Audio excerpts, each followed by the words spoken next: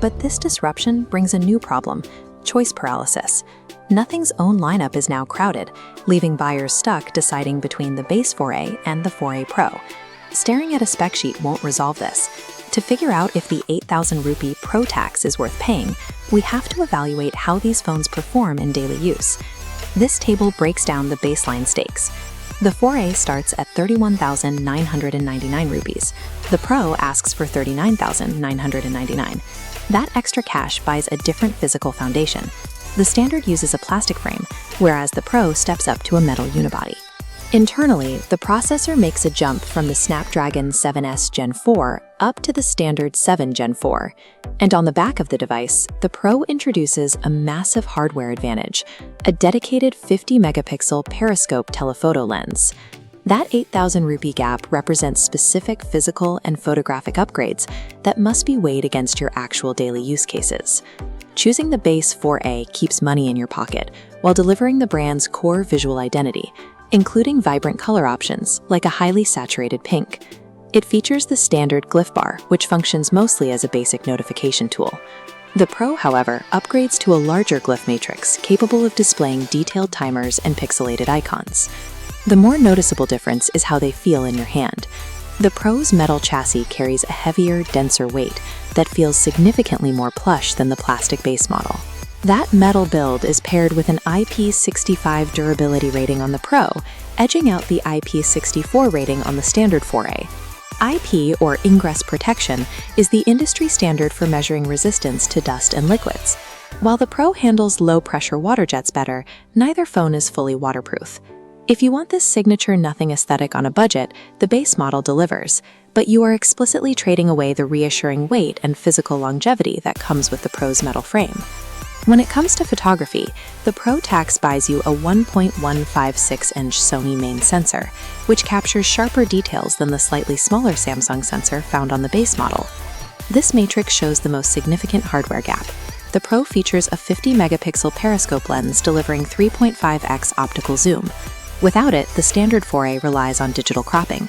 Pushing past 1x zoom, the image structure breaks down into blurry pixelation. The final image quality on both devices is determined by Nothing's TrueLens Engine 4 software processing. This software layers a stylized look over the hardware. Nothing's HDR processing occasionally oversaturates colors and struggles with dynamic range in high-contrast lighting, regardless of which phone you purchased.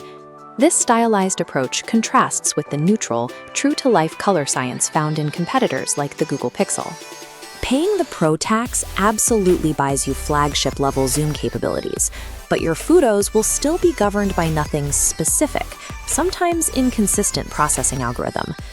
Nothing aggressively markets the 4A Pro to gamers, specifically claiming it can run titles like BGMI and PUBG at 120 frames per second. The Snapdragon 7 Gen 4 chip keeps your daily UI navigation and multitasking responsive during typical casual use. This graph exposes sustained load reality. An initial peak holds steady at 119 frames per second.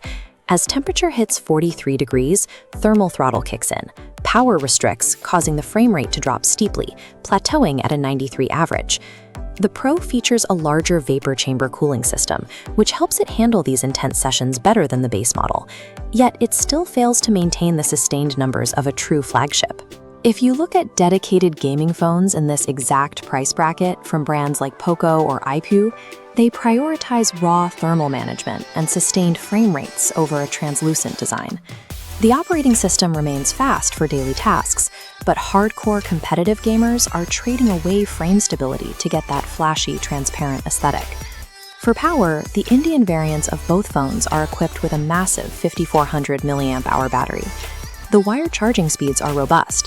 The 50-watt system can push a completely flat battery back to 50% in exactly 20 minutes. This chart compares that stated 5400 mAh capacity against actual endurance. Despite the large cell, real-world screen-on time is unexpectedly capped at around 5 to 6 hours.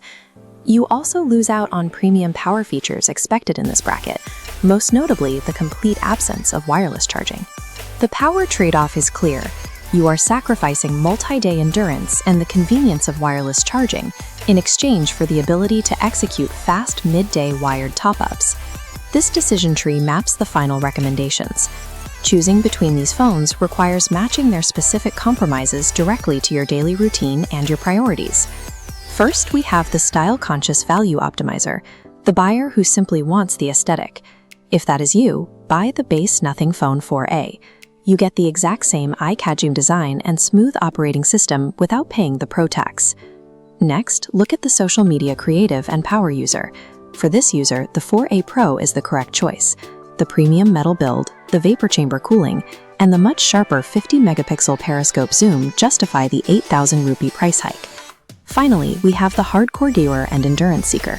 If you need rock-solid BGMI performance or multi-day battery life, you should avoid the Nothing lineup entirely and point your wallet toward performance-focused alternative brands.